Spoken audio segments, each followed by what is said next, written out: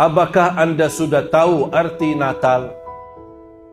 Arti Natal adalah kelahiran. Dan selamat atas kelahiran.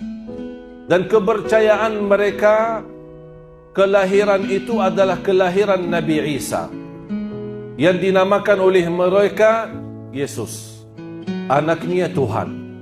Ketika mereka merayakan hari itu, berarti mereka merayakan kelahiran anak Allah. Kita sebagai orang Muslim sudah belajar, bahkan sudah hafal, Qul huwallahu ahad, Allahus samad, lam yalid wa lam yulad. Tidak punya anak yang tidak beranakan. Berarti kalau Allah tidak punya anak, kita sudah percaya dan yakin Allah subhanahu wa ta'ala Maha Esa, Al-Wahidul Ahad, Al-Hayyul Qayyum, Maha hidup dan Maha berdiri sendiri. Allah subhanahu wa ta'ala Maha berkuasa. Allah subhanahu wa ta'ala Maha kaya, tidak tergantung kepada makhluk siapapun. Tapi kalau kita mengucapkan selamat Natal atas kelahiran anak Tuhan, berarti kita sendiri sudah mengingkari Qul huwallahu ahad. Ada orang berkata toleransi.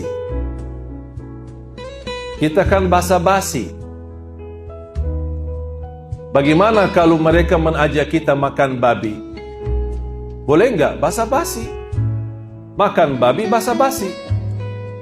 Demi mereka. Kalau memang boleh makan babi, boleh ucapkan selamat Natal.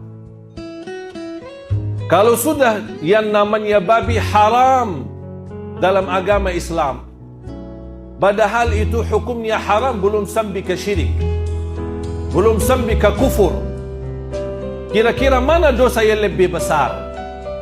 Mengucapkan selamat atas kelahiran anak Allah atau makan babi? Jelas dosa jauh lebih besar kita berkata Allah mempunyai anak. Islam tidak melarang kita bersahabat dengan orang yang beda agama. Islam tidak melarang kita berbisnis dengan orang beda agama. Islam tidak melarang kita bertetangga dengan orang beda agama. Islam tidak melarang itu. Yang aku heran, semua kebebasan dalam agama dibolehkan. Bergaul dengan mereka, silaturahim dengan mereka, jalan-jalan dengan mereka, berbisnis dengan mereka, pinjam uang dengan mereka, bagaimana sama-sama hidup dengan mereka, bertetangga dengan itu semua tidak ada larangan. Ketika datang hanya selamat Natal, oh kenapa Islam susah? Subhanallah, anehnya manusia. Banyak hal yang dibolehkan. Kenapa fokusnya hanya begitu saja? Mengapa susah mau mengucapkan?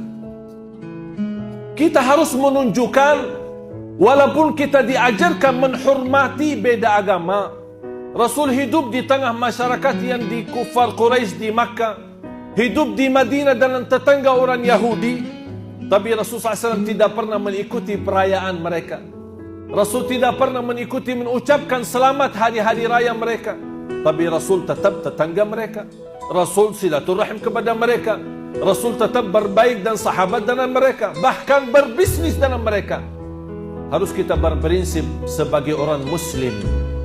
Hal yang terkait dengan akidah, mohon maaf, tidak ada tawar-menawar, walaupun orang tua sendiri. Di luar itu, saya baik, sahabat, memberikan yang baik untuk semua orang. Siapapun. Bahkan Islam menilai memberikan pahala yang besar bagi orang-orang yang memberikan perhatian kepada binatang. Saya yakin Anda semua sudah hafal hadis seorang wanita yang memberikan air minum kepada anjing. Allah ampuni dosanya. Padahal anjing dihukum Islam najis dan haram. Tapi Allah melihat perbuatannya, biarpun anjing najis, tapi karena perilaku baik, memberikan kasih sayang kepada binatang, Allah menilai itu. Bagaimana kalau kita kasih sayang kepada manusia? Kepada binatang saja pahala besar, apalagi kepada manusia. Jangan salah fahami, kalau kita dan ulama-ulama kita melarang kita mengucapkan selamat Natal, jangan Anda merasa Islam itu tidak tidak mau menerima toleransi dalam tengah masyarakat. Islam adalah teroris, Islam adalah keras. Tidak. Semua dibolehkan. Tapi dalam hal yang terkait akidah, kita harus tahu diri. Jangan sampai kita merusak akidah kita tanpa kita tahu, tanpa kita sadar.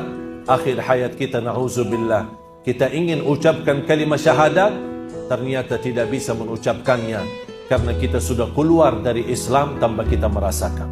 Harus kita berbanyak istighfar, harus kita membela dan menjaga akidah kita, karena akidah itu tidak bisa dibeli, karena akidah itu adalah modal hidup kita, bahkan bekal keselamatan kita nanti di hadapan Allah hari kiamat.